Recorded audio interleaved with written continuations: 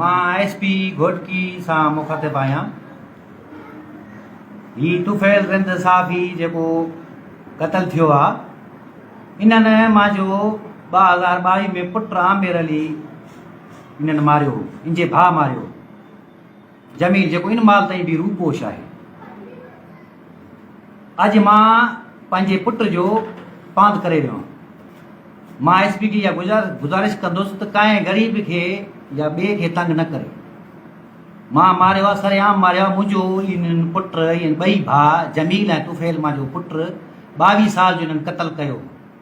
ऐं ॿियो मुंहिंजो भाउ मोहम्मद शाह मीर खे इन माल माज़ूर करे छॾियो आहे, उनजी ॾंग ख़तमु आहे। 4 माण्हुनि खे इन्हनि मारियो। इनजो भाउ इन तुफ़ैल रन जो इन माल बि रूपोश आहे, जेको जमील नाले सां, ऐं ॿियो इनजो सौट रूपोश आहे माजिद, ॿियो रूपोश आहे कौसर। 3 माण्हू इन माल मुंहिंजे पुट जे केस में रूपोश आहिनि। 4 साल थी विया आहिनि। मां सां कोई इन्हनि न फ़ैसिलो कयो आहे, न का ॻाल्हि कयो आहे। बाक़ी इन्हनि जो छोकिरो अॻे मोयो, उहो मां न मारियो आहे। मां पहिरें बि लाइफ में चयो, मां अॼु बि चवां थो, अॻे हिन जे घर में माण्हू मोयो, उहा माते एफआईआर कराए, इन्हनि मुंहिंजा घर ठाराए, का शइ न छॾी असांजी पोयों।